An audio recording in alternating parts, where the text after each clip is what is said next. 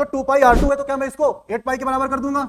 जी हाँ सर, बिल्कुल कर दूंगा। आता है तो यानी कितना गुना सर? 4 गुना क्षेत्रफल चेंजमेंट हुआ है। तो कौन सा ऑप्शन है? सी फॉर चाचा विधायक है हमारे। इन नंबर से दे रखे हो तो आप लास्ट का टर्म उठा लो और पहला टर्म उठा लो, उसको जोड़कर 2 से डिवाइड करोगे तो जो मिड का टर्म होगा यानी एवरेज होगा, जो माध्य होगा वो मिल जाएगा। तो मुझे होता है कि कोई भी दो एंगल जिनका योग करेंगे तो 90 डिग्री आएगा। परिमेयकरण का मतलब होता है जो नीचे नंबर दे रखा होता है उसका साइन चेंज करके अंश और हर यानी ऊपर और नीचे क्या कर देते हैं? मल्टीप्लाई करा देते हैं। अंडर रूट ए को जब भी आप मल्टीप्लाई कराएंगे तो अंडर रूट का साइन क्या होता है? हट जाता है। अंडर रूट का साइन हट जाएगा, जो भी नंबर अंडर रूट के अंदर होगा वही उसकी वैल्यू बन जाएगी। तो कौन सा ऑप्शन दिख रहा है? -52/103, ऑप्शन नंबर बी बनेंगे बाबू। क्या सरकारी बाबू? थोड़ा सा समय का अभाव है इसलिए मैं इस वीडियो को यहीं तो एंड करता हूं कि सपनों की कीमत नींद से चुकानी पड़ती है, मंजिल पाने के लिए मेहनत करनी पड़ती है। तो हेलो दोस्तों, मैं हूं अंकित, आपका दोस्त, आपका भाई। स्वागत करता हूं आपका अपने चैनल मैथ्स IQ में। तो आज हम बात करने वाले हैं यूपी टेट 2013 के प्रीवियस ईयर क्वेश्चन पेपर के बारे में। तो मैंने इस 2013 के जो प्रीवियस ईयर थे तो मैंने उसकी एक वीडियो यानी ये पहला पार्ट जो था वो अपलोड कर दिया चैनल पर। तो जिसने नहीं देखा हो तो वो जाकर देख लेना। तो आज मैं उसके आगे से कराना चालू कर रहा हूं। तो देखते हैं पहला क्वेश्चन। तो ये रहा पहला प्रश्न। तो जल्दी से इसका आंसर आप कमेंट बॉक्स में देंगे। तो आइए देखते हैं इसको कैसे करते हैं। पहला प्रश्न बोल रहा है कि किसी 5 सदस्य वाले परिवार की औसत आयु 20 वर्ष है। परिवार का सबसे छोटा सदस्य 10 वर्ष का है। जब वह छोटा सदस्य पैदा हुआ तब परिवार की औसत आयु क्या थी? कुछ नहीं करना इसमें, बस उसने बोला एक औसत का फार्मूला होता है, पता होगा कि पदों का योग बटे पदों की संख्या होती है। तो अगर मैं पदों का योग बटे पदों की संख्या होती है तो क्या 5 सदस्यों की जो औसत आयु है 20 वर्ष, तो क्या मैं इनकी टोटल आयु यानी टोटल एज नहीं निकाल सकता हूं? बिल्कुल निकाल सकता हूं। तो टोटल एज इसकी कुल आयु क्या आ जाएगी सर? ये जो 20 वर्ष दे रखी है इसको 5 से मल्टीप्लाई करा देंगे, जो इसका ये कुल आयु आ जाएगी, ये आ जाएगी 20 को 5 से मल्टीप्लाई क्या हो जाएगा सर? 100 वर्ष। अब उसने बोला है कि जब परिवार का सबसे छोटा सदस्य जो है वो 10 वर्ष का है, यानी परिवार का जो सबसे छोटा सदस्य है वो 10 वर्ष का है। अब उसने मेरे से प्रश्न किया है कि हमको तब की एज बताओ जब वह बच्चा पैदा हुआ था, यानी हमको 10 वर्ष पीछे जाना पड़ेगा। अब मैं अगर 10 वर्ष पीछे जाता हूं तो इट मींस मुझे 10 वर्ष पीछे जाना होगा। पर सदस्य कितने हैं? 5 सदस्य हैं। तो क्या मैं ये कह सकता हूं कि 5 सदस्य हैं, 10-10 वर्ष पीछे जाएंगे तो जो उनकी टोटल आयु होगी तो क्या टोटल एज तो क्या हो जाएगी? वो हो जाएगी 50 वर्ष। अब मैं अगर 100 वर्ष, जब ये 10 आज की एज थी वो 100 वर्ष थी टोटल। अब जब 10 वर्ष पीछे गए तो 5 लोग गए तो 10 वर्ष तो 50 हो गई।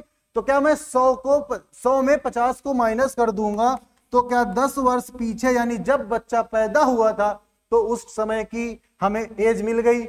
अब उसने बोला मुझे औसत बताओ। तो उस समय बच्चा हालांकि पैदा हो गया था तो क्या मैं उसमें 5 ही कैंडिडेट रहेंगे? तो क्या मैं 5 से डिवाइड करूंगा तो मुझे 10 वर्ष पहले जो भी उनकी एज, बच्चे की एज क्या बोलते परिवार की जो औसत आयु थी क्या वो मुझे मिल गई? क्या आई? 10 वर्ष। कौन सा ऑप्शन है? Option number A is the right answer. तो बिना किसी देरी के बढ़ते हैं अगले प्रश्न में। तो ये बोल रहा है अगला 17 नंबर, कह रहा है यदि एक वृत्त की परिधि 4 पाई से 8 पाई बढ़ाई जाती है, यानी 4 पाई से 8 पाई बढ़ा दी जाती है तो क्षेत्रफल क्या होगा? क्षेत्रफल में क्या परिवर्तन होगा? तो आइए बिना किसी देरी के इसको देखते हैं। कह रहा है कि वृत्त की परिधि 4 पाई से 8 पाई, तो वृत्त की परिधि का फार्मूला होता है सर 2 पाई r। अब क्योंकि परिधि को 4 पाई से 8 पाई बढ़ाया गया तो क्या मैं इसको ऐसे लिख सकता हूं कि 2 पाई r1, एक को लिख सकता हूं 2 पाई r2। अब क्या 2 पाई r1 जो है तो इसको मैं 4 पाई के बराबर कर दूंगा, और जो 2 पाई r2 है तो क्या मैं इसको 8 पाई के बराबर कर दूंगा? जी हां सर, बिल्कुल कर दूंगा। अब मैं अगर इसको सॉल्व करता हूं तो 2 पाई r1 से 2 पाई से जब मैं इसको काटूंगा 4 पाई को तो ये 2 आ जाएगा। तो क्या r1 बराबर मुझे 2 निकल कर आया, यानी 2 निकल कर आया। ऐसे ही जब मैं इसको सॉल्व करता हूं तो क्या 2 पाई से 8 पाई को काटूंगा तो क्या 4 निकल कर आ जाएगा। क्लियर? अब जब R2 की वैल्यू निकल के आई मुझे तो ये आ गई 4। तो मुझे अलग अलग रेडियस निकलकर मिल गई, यानी जो 4 पाई की समय रेडियस थी r1 वो 2 थी, और जो 8 पाई के हिसाब से जो परिधि थी तो उस पर रेडियस निकल कर आई 4। अब मुझे बोला है कि उसका क्षेत्रफल क्या होगा। क्षेत्रफल होता है वृत्त का पाई आर स्क्वायर। अब इसमें बोला कि उसमें चेंजमेंट कितना हो, यानी कितना बढ़ा, तो क्या मैं पहले का जो क्षेत्रफल होगा उसको पाई r1 स्क्वायर लिख सकता हूं। अब जो दूसरा क्षेत्रफल होगा क्या मैं उसको पाई r2 का स्क्वायर लिख सकता हूं? बिल्कुल। तो अब बस क्या करना है, इस रेडियस को उठा के जिसका r1 की जगह r1, r2 की जगह r2 लिख दो। अब क्या मैं पाई की वैल्यू नहीं रखता हूं क्योंकि इसने गुना में पूछा है, तो क्या मैं r1 की जगह 2 लिखूंगा तो क्या ये वैल्यू आ जाएगी, 2 का स्क्वायर कितना हो गया सर 4, तो ये 4 पाई आ जाएगी। अगर मैं r2 की वैल्यू क्या है 4, अब मैं जब 4 का स्क्वायर करूंगा तो क्या आ जाएगा सर 16 यानी 16, तो ये आ जाएगी 16 पाई, ये आ गई। अब उसने पूछा था क्या चेंजमेंट आए, जो पहले था बिना बढ़ाए वो था 4 पाई, ठीक। अब जो बढ़ाने के बाद हुआ है वो हो गया है 16 पाई यानी 16 पाई। तो कितने गुना चेंजमेंट आया है सर, 4 में क्या मल्टीप्लाई कराएंगे वो 16 बन जाए। सर 4 में हम 4 का मल्टीप्लाई कराते हैं तो ये 16 बन जाता है, तो यानी कितना गुना सर 4 गुना क्षेत्रफल चेंजमेंट हुआ है। तो कौन सा ऑप्शन है, सी फॉर चाचा विधायक है हमारे। तो बढ़ते हैं नेक्स्ट क्वेश्चन में। तो ये है अगला प्रश्न, कह रहा है कि यदि प्रथम n प्राकृतिक संख्याओं का माध्य 15 है तो n का मान बताओ। क्या n का मान बताओ। तो सीधा सा एक फार्मूला होता है प्रथम n प्राकृतिक संख्याओं का माध्य का, कुछ नहीं होता है, होता है n+1/2, ये होता है माध्य के बराबर। माध्य कुछ नहीं होता है, बस एक एवरेज होता है। एवरेज क्या मतलब होता है कि अगर कोई भी n नंबर से दे रखे हो तो आप लास्ट का टर्म उठा लो और पहला टर्म उठा लो, उसको जोड़कर 2 से डिवाइड करोगे तो जो मिड का टर्म होगा यानी एवरेज होगा, जो माध्य होगा वो मिल जाएगा। तो मुझे क्या करना है कि n+1/2 कर देना, यानी पहला टर्म n जो होता है जितने नंबर ऑफ टर्म होते हैं यानी लास्ट टर्म होता है।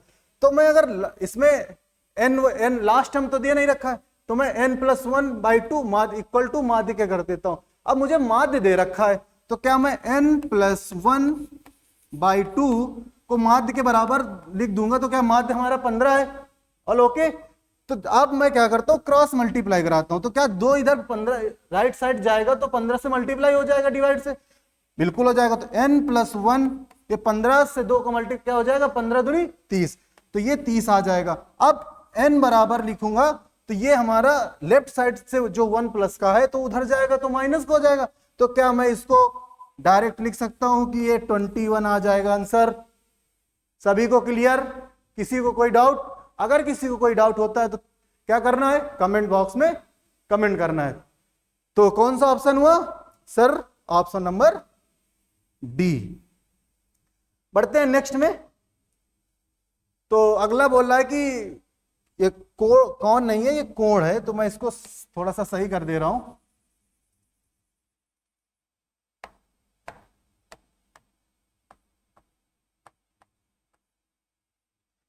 कह रहा है कोण ज्ञात कीजिए जो अपने कोटि पूरक के बराबर हो। अब कोटि पूरक क्या होता है, कोटि पूरक होता है कि कोई भी 2 एंगल जिनका योग करेंगे तो 90 डिग्री आएगा। क्या, कोई भी 2 एंगल जिनका योग करेंगे तो 90 डिग्री आएगा। अब अगर ऐसे 2 एंगल जिनका योग करोगे तो 90 आएगा, और उसने बोला कि एक कोटि पूरक दूसरे कोटि पूरक के बराबर है। अब मुझे ये बताओ कि एक कोटि पूरक दूसरे कोटि पूरक के बराबर है, अब उनको जोड़ोगे तो 90 आएगा। तो ऐसा क्या बन सकता है सर, 45 के सिवा कुछ नहीं बन सकता है, क्योंकि 90 को अगर मैं 2 से डिवाइड करूंगा तो 45 का आएगा, देन तभी तो वो बराबर दिखेंगे। तो मैं इसको क्या करता हूं, अगर लगाना चाहूं तो ये सी ऑप्शन डायरेक्ट हो जाएगा, पर ऐसे नहीं करता हूं मैं अगर लिखूं अल्फा प्लस बीटा, यानी कोई कोण अल्फा है कोई कोण बीटा है, अगर इन कोणों का जो योग है वो 90 होता है तो ये होता है कोटि पूरक। उसने बोला कि एक कोटि पूरक दूसरे कोटि पूरक के क्या है, बराबर है। तो क्या मैं अल्फा बराबर बीटा लिख सकता हूं। अब मैं अल्फा की जगह अल्फा रखता हूं, बीटा की जगह अल्फा लिख देता हूं, ये आ गई 90 के बराबर। तो क्या मैं 2 अल्फा बराबर 90 लिख सकता हूं, यानी अगर 2 अल्फा को अगर 90 से कट करता हूं तो ये आ जाएगा 45 यानी 45। तो क्या मैं अल्फा की वैल्यू डायरेक्ट बोल सकता हूं कि सर 45 डिग्री आ गई। तो कौन सा ऑप्शन है, ऑप्शन नंबर सी चाचा विधायक है हमारे। अगर ऐसे एक संपूरक होता है तो संपूरक क्या होता है, मैं ऐसे ओरल बता देता हूं कि कोई भी दो एंगल का जब योग करोगे तो उनका योग क्या आना चाहिए, 180 डिग्री आना चाहिए। तो बढ़ते हैं बिना किसी देरी के नेक्स्ट में। तो एक समीकरण दे रखा है और बोला है कि C प्लस डी का मान बताओ। एक होता है परिमेयकरण विधि, आई होप सबको पता ही होगा परिमेयकरण क्या होता है। तो परिमेयकरण का मतलब होता है जो नीचे नंबर दे रखा होता है उसका साइन चेंज करके वो अंश और हर यानी ऊपर और नीचे क्या कर देते हैं, मल्टीप्लाई करा देते हैं। तो आइए इसको मैं फटाफट करता हूं। बोला कि 3 प्लस √7 बट्टे में क्या है 3 माइनस 4 यानी 4 √7। अब क्या करना है, इसका परिमेयकरण करते हैं। परिमेयकरण क्या होता है, जो नीचे वैल्यू दे रखी होती है उसका साइन चेंज कर देते हैं। तो मैं इसका साइन चेंज कर देता हूं, 3 प्लस 4 √7 बटे 3 प्लस 4 √7। अब जब मैं इसको मल्टीप्लाई कराऊंगा तो क्या होगा कि पहला जो नंबर होगा इससे ये जो 3 है पहले 3 से मल्टीप्लाई होगा, फिर 4 से मल्टीप्लाई हो, 4 √7 से मल्टीप्लाई होगा। तो मैं जल्दी से करा के दिखाता हूं आपको। ये जो वैल्यू है ये C प्लस डी √7 के बराबर चलेगी। अब ये बराबर चलेगी, मैं बार बार लिखूंगा नहीं, लास्ट में लिख दूंगा क्योंकि थोड़ा सा स्पेस कम है तो मैनेज कर लेना। अब मैं जब इस 3 को उठा के इस 3 से मल्टीप्लाई कराता हूं तो ये आ जाएगा 9। अब जब 3 को 4 √7 से कराऊंगा तो ये आ जाएगा 4 से 3 को 4 3 12, तो 12 √7।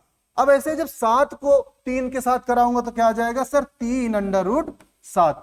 अब जब √7 को 4 √7 से मल्टीप्लाई कराऊंगा तो क्या आएगा, एक छोटा सा नियम होता है कि a अंडर में √a और √a को जब भी आप मल्टीप्लाई कराएंगे तो अंडर का साइन क्या होता है, हट जाता है।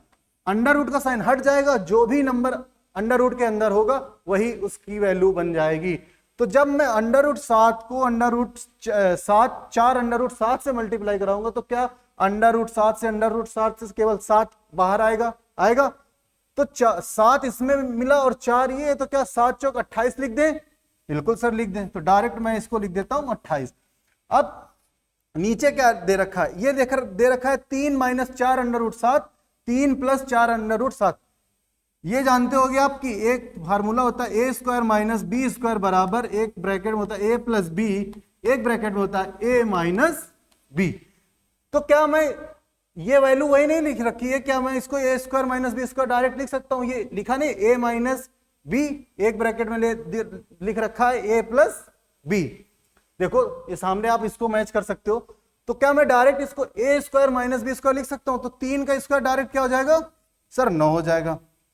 अब क्या होगा -4 यानी -4 √7 का स्क्वायर कर देंगे, 4 √7 का स्क्वायर क्या हो जाएगा सर 4 का स्क्वायर क्या आ जाएगा 16।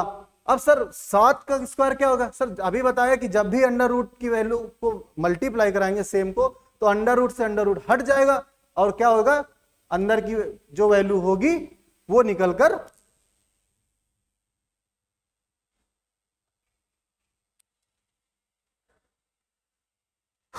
अभी बताया था ना, जो अंडर से अंडर की जो वैल्यू होती है उसको जब मल्टीप्लाई कराएंगे तो क्या हो जाएगा सर उसका अंदर का नंबर निकल के आएगा। अब मैंने अगर इसको किया 4 को किया तो यह आ जाएगा, इधर करता हूं 16 और इसे √7 से √7 निकल के आ जाएगा तो क्या निकल कर आ जाएगा